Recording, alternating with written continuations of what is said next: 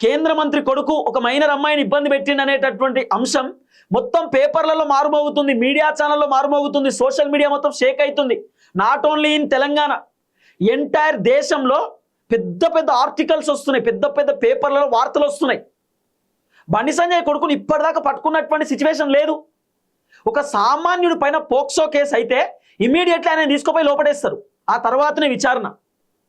కానీ మరి బండి సంజయ్ కొడుకుని ఇప్పటిదాకా ఇక్కడ అరెస్ట్ చేసే దాఖలాలు లేవు. బండి సంజయ్ కొడుకుని అట్లీస్ట్ విచారణకు రమ్మని చెప్పి పిలిచినటువంటి దాఖలాలు లేవు. ఏమనంటే మేము సిడిఆర్ తీస్తున్నాం, కాల్ డేటా తీస్తున్నాం అనేటటువంటి ముచ్చట చెప్తున్నారు. అమ్మాయిని పిలిపిస్తాం, స్టేట్మెంట్ రికార్డ్ చేస్తాం అనేటటువంటి ముచ్చట చెప్తున్నారు. మరి బండి సంజయ్ కొడుకు ఎక్కడ?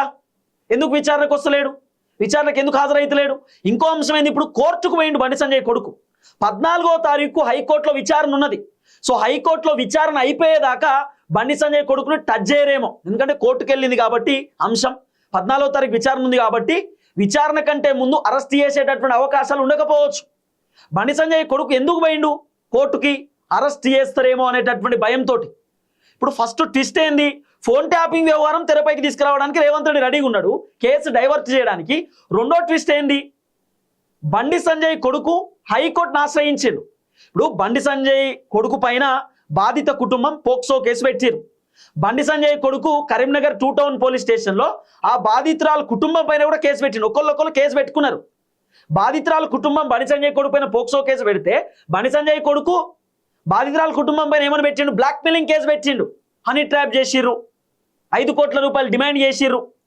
నేను 50,000 రూపాయలు వాళ్ళ అకౌంట్లో ట్రాన్సాక్షన్ చేసిన, లేదు 5 కోట్లు కావాలని చెప్పి నన్ను ఇబ్బంది పెడుతున్నారు, లేకపోతే నా పైన రకరకాల కేసు పెడతా అని చెప్పి నన్ను బెదిరిస్తున్నారు అనేటటువంటి అంశాన్ని బండి సంజయ్ కొడుకు కరీంనగర్ 2 టౌన్ పోలీస్ స్టేషన్లో కేసు పెట్టిండు.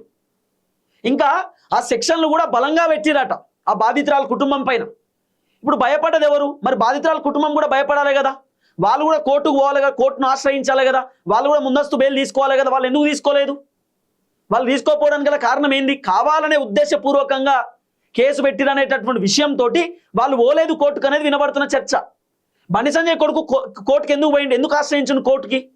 బండి సంజయ్ కొడుకు ఏ తప్పు చేయకపోతే మంచిగా నిజాయితీ బయటకు వచ్చి ఎస్ నేను విచారణకు వస్తా, నేనేం తప్పు చేయలే, దేనికైనా నేను సిద్ధం అనేటటువంటి విషయాన్ని బండి సంజయ్ కొడుకు చెప్పొచ్చు కదా, ఎందుకు చెప్తలేడు? అసలు అమ్మాయిది నేను ఎక్కడ కూడా ఇబ్బంది పెట్టలేదు, జస్ట్ మేము ఫ్రెండ్షిప్లోనే ఉన్నాం, ఆ అమ్మాయిని ఎక్కడ కూడా నేను టార్చర్ పెట్టలేదు అనేటటువంటి విషయాన్ని బండి సంజయ్ కొడుకు నిజాయితీగా బయటకు వచ్చి చెప్పొచ్చు కదా, పోలీసుల విచారణలో ఆయన చెప్పొచ్చు కదా, ఎందుకు చెప్తలేడు? ఏదో జరిగి ఉండొచ్చు అనేటటువంటి అనుమానాలు వస్తున్నాయి. దీనిలో ట్విస్ట్ ఏంది, బండి సంజయ్ కొడుకు కోర్టుకు ఎందుకు పోయిండు? ఏ తప్పు చేయండి, ముందస్తు బెయిల్ ఎందుకు అడుగుతున్నాడు? మధ్యంతర బెయిల్ కావాలని చెప్పి ఎందుకు చెప్తున్నాడు?